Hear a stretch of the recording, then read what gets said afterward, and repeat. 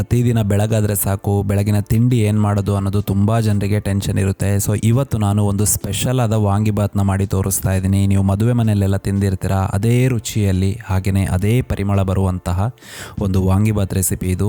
ನೀವು ತುಂಬ ವರ್ಷನ ಟ್ರೈ ಮಾಡಿರ್ತೀರ, ನನ್ನ ವರ್ಷನ ಕೂಡ ಟ್ರೈ ಮಾಡಿ, ಖಂಡಿತವಾಗ್ಲೂ ನಿಮ್ಗೆ ಇಷ್ಟ ಆಗುತ್ತೆ. ಹಾಗಾದರೆ ತಡ ಮಾಡದೆ ಈ ರೆಸಿಪಿನ ಇವಾಗ ನಾವು ಚೆಕ್ ಮಾಡೋಣ. ಈ ವಾಂಗಿಬಾತ್ ಮಾಡ್ಕೊಳ್ಳೋದಕ್ಕೆ ಇಲ್ಲಿ ನಾನು 1/4 ಕಪ್ನಷ್ಟು ನಾರ್ಮಲ್ ಸ್ಟೀಮ್ ಅಕ್ಕಿನ ಉಪಯೋಗ ಮಾಡಿದ್ದೀನಿ. ಕಮ್ಮಿ ರೇಟ್ ಇದು, ಒಂದು 45 ರೂಪಾಯಿದ ಅಕ್ಕಿನ ಉಪಯೋಗ ಮಾಡಿದರೆ ಸಾಕು. ಇದನ್ನು 1/4 ಲೋಟ ಅಂದರೆ ಸುಮಾರು 4 ಜನಕ್ಕೆ ಸಾಕಾಗುತ್ತೆ. ಇದನ್ನು ತೊಳೆದು ಒಂದು 10 ನಿಮಿಷ ನಾವು ನೆನೆ ಬಿಡಬೇಕು. ಆ 10 ನಿಮಿಷದಲ್ಲಿ ನೋಡಿ, ಒಂದು ಕುಕ್ಕರ್ನ ಬಿಸಿ ಮಾಡಿಕೊಂಡು ಇದಕ್ಕೆ ಒಂದು 4 ಟೇಬಲ್ ಸ್ಪೂನಷ್ಟು ಎಣ್ಣೆನ ಹಾಕ್ಕೊಳ್ತಾ ಇದ್ದೀನಿ. ಎಣ್ಣೆ ಅಥವಾ ತುಪ್ಪ ಬೇಕಂದರೆ ನಿಮಗೆ ತುಪ್ಪ ಕೂಡ ಹಾಕೋಬಹುದು. ಇವಾಗ ಇದಕ್ಕೆ ಒಂದು 1/4 ಚಮಚದಷ್ಟು ಸಾಸಿವೆಯನ್ನು ಹಾಕಿ, ಹಾಗೆಯೇ ಒಂದು ಅರ್ಧ ಚಮಚದಷ್ಟು ಜೀರಿಗೆನ ಕೂಡ ಇಲ್ಲಿ ಹಾಕ್ಕೊಳ್ತಾ ಇದ್ದೀನಿ. ಜೀರಿಗೆ ಹಾಕಿದ ಮೇಲೆ ಇಮಿಡಿಯೇಟಾಗಿ ಒಂದು 2 ಕೆಂಪು ಮೆಣಸನ್ನು ಕಟ್ ಮಾಡ್ಕೊಂಡು ಇದಕ್ಕೆ ಸೇರಿಸ್ಕೋಬೇಕು. ಹಾಗೆಯೇ ಚೆನ್ನಾಗಿ ಹೆಚ್ಚಿರುವಂಥ ಒಂದು ಈರುಳ್ಳಿನ ಇಲ್ಲಿ ನಾನು ಹಾಕ್ಕೊಳ್ತಾ ಇದ್ದೀನಿ. ಈರುಳ್ಳಿ ಸ್ವಲ್ಪ ಜಾಸ್ತಿ ಕಮ್ಮಿ ಆದರೆ ಏನು ತೊಂದರೆ ಇಲ್ಲ, ನಿಮಗೆ ಜಾಸ್ತಿ ಬೇಕು ಅಂದರೆ ನೀವು ಜಾಸ್ತಿ ಕೂಡ ಹಾಕೋಬಹುದು. ಸೊ ಒಂದು ಸಲ ಈರುಳ್ಳಿನ ಹಾಕಿದ ಮೇಲೆ ಫ್ಲೇಮ್ನ ಮೀಡಿಯಮ್ಮಲ್ಲಿಟ್ಟು ಇದನ್ನು ನೀವು ಚೆನ್ನಾಗಿ ಬಾಡೋ ತನಕ ಫ್ರೈ ಮಾಡ್ಕೋಬೇಕು. ಯಾವ ಕಾರಣಕ್ಕೂ ಕೆಂಪು ಮಾಡ್ಕೋಬಾರ್ದು, ಯಾಕಂದರೆ ಕೆಂಪಾದಾಗ ಈರುಳ್ಳಿಯಲ್ಲಿ ಬೇರೆಯೇ ಒಂದು ಪರಿಮಳ ಬರುತ್ತೆ. ಆ ಪರಿಮಳ ಇದಕ್ಕೆ ಅಗತ್ಯ ಇಲ್ಲ. ಅದಕ್ಕೋಸ್ಕರ ಸ್ವಲ್ಪ ಬಾಡಿದ ಮೇಲೆ ಇದಕ್ಕೆ ನಾನು ಕಟ್ ಮಾಡ್ಕೊಂಡಿರುವಂತಹ 2 ಬದನೆನ ಸೇರಿಸ್ಕೊಳ್ತಾ ಇದ್ದೀನಿ. ಉದ್ದ ಬದನೆ ಬರುತ್ತಲ್ಲ, ಅದನ್ನು ಹಾಕ್ಕೋಬೇಕು. ಹಾಗೆಯೇ ಒಂದು ಅರ್ಧ ಕ್ಯಾಪ್ಸಿಕಮ್ನ ಕೂಡ ಇಲ್ಲಿ ನಾನು ಸೇರಿಸ್ಕೊಳ್ತಾ ಇದ್ದೀನಿ. ರುಚಿಗೆ ತಕ್ಕಷ್ಟು ಉಪ್ಪನ್ನು ಹಾಕ್ಕೊಳ್ಳಿ. ಹಾಗೆಯೇ ಸ್ವಲ್ಪ ಗೋಡಂಬಿಗಳನ್ನು ಹಾಕ್ಕೊಳ್ತಾ ಇದ್ದೀನಿ. ಇದು ಆಪ್ಷನಲ್, ನಿಮಗೆ ಬೇಕಾದರೆ ಮಾತ್ರ ಹಾಕ್ಕೋಬಹುದು. ಹಾಗೆಯೇ ಒಂದು ಅರ್ಧ ಟೀ ಸ್ಪೂನಷ್ಟು ಇಲ್ಲಿ ಬೆಲ್ಲ ಪುಡಿನ ನಾನು ಹಾಕ್ಕೊಳ್ತಾ ಇದ್ದೀನಿ. ಬೆಲ್ಲ ಹಾಕೋದ್ರಿಂದ ಟೇಸ್ಟ್ ತುಂಬ ಚೆನ್ನಾಗಿ ಬ್ಯಾಲೆನ್ಸ್ ಆಗುತ್ತೆ. ಜಾಸ್ತಿ ಹಾಕ್ಕೋಬಾರ್ದು, ಜಾಸ್ತಿ ಹಾಕಿದರೆ ಲೈಟಾಗಿ ಸಿಹಿ ಬಂದ್ಬಿಡುತ್ತೆ, ಅದು ಚೆನ್ನಾಗಿರೋದಿಲ್ಲ. ಇವಾಗ ಒಂದು ಅರ್ಧ ನಿಂಬೆ ಗಾತ್ರದಷ್ಟು ನೆನೆ ಇಟ್ಟಿದ್ದಂತಹ ಹುಣಸೆ ಹಣ್ಣಿನ ರಸನ ಇಲ್ಲಿ ನಾನು ಸೇರಿಸ್ಕೊಳ್ತಾ ಇದ್ದೀನಿ. ಹಾಗೆಯೇ ಮನೆಯಲ್ಲೇ ಮಾಡಿರುವಂತಹ ಒಂದು 2.5 ಟೀ ಸ್ಪೂನಷ್ಟು ವಾಂಗಿಬಾತ್ ಪುಡಿನ ಇಲ್ಲಿ ನಾನು ಸೇರಿಸ್ಕೊಳ್ತಾ ಇದ್ದೀನಿ. ಈ ವಾಂಗಿಬಾತ್ ಪುಡಿ ತುಂಬ ಒಳ್ಳೆ ಮಸಾಲೆಗಳನ್ನು ಉಪಯೋಗ ಮಾಡಿ, ಅಂದರೆ ಹೈ ಕ್ವಾಲಿಟಿ ಮಸಾಲೆಗಳನ್ನು ಉಪಯೋಗ ಮಾಡಿ ನಾನು ಮಾಡಿದ್ದೀನಿ. ಇದನ್ನು ಬೇಕಾದರೆ ನೀವು ಆರ್ಡರ್ ಕೂಡ ಮಾಡಬಹುದು. ನಾನು ಹೇಳಿರುವಂತಹ ವಾಟ್ಸಪ್ ನಂಬರ್ ಕೊಟ್ಟಿದ್ದೀನಿ ನೋಡಿ, ಅದಕ್ಕೆ ನೀವು ಮೆಸೇಜ್ ಮಾಡಿದರೆ ಸಾಕು, ನಿಮಗೆ ಬೇಕಾದಷ್ಟು ಆ ಕ್ವಾಂಟಿಟಿಯಲ್ಲಿ ನಿಮ್ಮ ಮನೆಗೇ ತಲುಪಿಸುವಂತಹ ವ್ಯವಸ್ಥೆ ಕೂಡ ಮಾಡಲಾಗುತ್ತೆ.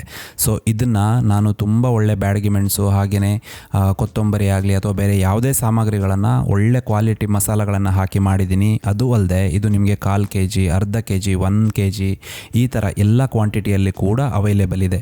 ಹಾಗೆಯೇ ಇದನ್ನು ತಗೊಂಡ್ರೆ ನೀವು ಯಾವುದೇ ಡಬ್ಬದಲ್ಲಿ ಸ್ಟೋರ್ ಮಾಡಬೇಕು ಅಂತಿಲ್ಲ. ಇದರಲ್ಲೇ ಜಿಪ್ ಲಾಕ್ ಇರುತ್ತೆ, ಅದರಲ್ಲೇ ನೀವು ಬೇಕಾದಷ್ಟು ತೆಗೆದು ಆಮೇಲೆ ಮುಚ್ಚಿ ಇದನ್ನು ಸ್ಟೋರ್ ಮಾಡಬಹುದು.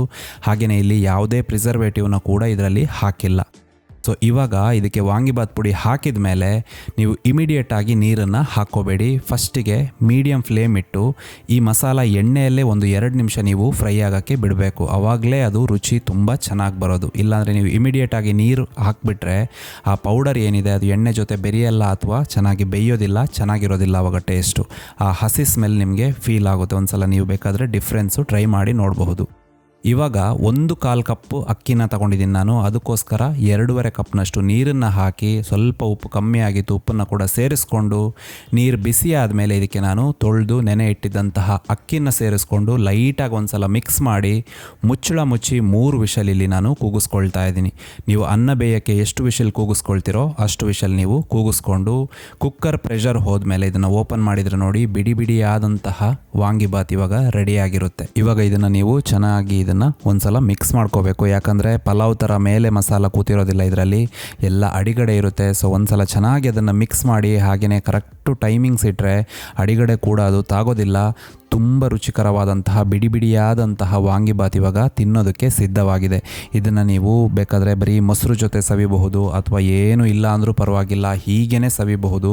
ಆ ರುಚಿ ಮಾತ್ರ ತುಂಬಾ ಅದ್ಭುತ. ಹಾಗೆಯೇ ಅದರದ್ದು ಬಣ್ಣ ಕೂಡ ನೀವು ನೋಡ್ಬೋದು, ಎಷ್ಟು ಕೆಂಪಾಗಿ ಬಂದಿದೆ, ಆ ಟೆಕ್ಸ್ಚರ್ ಎಷ್ಟು ಚೆನ್ನಾಗಿ ಬಂದಿದೆ ಅಂಥೇಳಿ ನೀವು ಇಲ್ಲಿ ನೋಡಬಹುದು. ಹಾಗೆಯೇ ಇದಕ್ಕೆ ಬಳಕೆ ಮಾಡಿರುವಂತಹ ವಾಂಗಿಬಾತ್ ಪುಡಿನ ಆರ್ಡ್ರ್ ಮಾಡಬೇಕಂದ್ರೆ ನೀವು ನಾನು ಕೊಟ್ಟಿರುವಂತಹ ವಾಟ್ಸಪ್ ನಂಬರಿಗೆ ಇವಾಗಲೇ ನೀವು ಒಂದು ಮೆಸೇಜ್ ಹಾಕಿದರೆ ಸಾಕು. ಹಾಗೆಯೇ ನಿಮ್ಮ ಅಡ್ರೆಸ್ ಕಳಿಸಿದರೆ ನಿಮ್ಮ ಮನೆಗೆ ಕೊರಿಯರ್ ಮುಖಾಂತರ ಇದನ್ನು ನಾನು ತಲುಪಿಸ್ತೀನಿ. ಹಾಗೆಯೇ ಇದನ್ನು ನೀವು ಸುಮಾರು 6 ತಿಂಗಳುಗಳ ಕಾಲ ಈ ಪೌಡರ್ನ ನೀವು ಸ್ಟೋರ್ ಮಾಡಬಹುದು. ಈ ರೆಸಿಪಿ ನಿಮಗೆ ಇಷ್ಟ ಆಯಿತು ಅಂದ್ಕೊಳ್ತೀನಿ. ಹಾಗೆಯೇ ನೆಕ್ಸ್ಟ್ ಇನ್ನೊಂದು ರೆಸಿಪಿ ಜೊತೆ ಮತ್ತೆ ನಾನು ನಿಮ್ಮನ್ನು ಭೇಟಿ ಆಗ್ತೀನಿ. ಟೇಕ್ ಕೇರ್, ಬಾಯ್.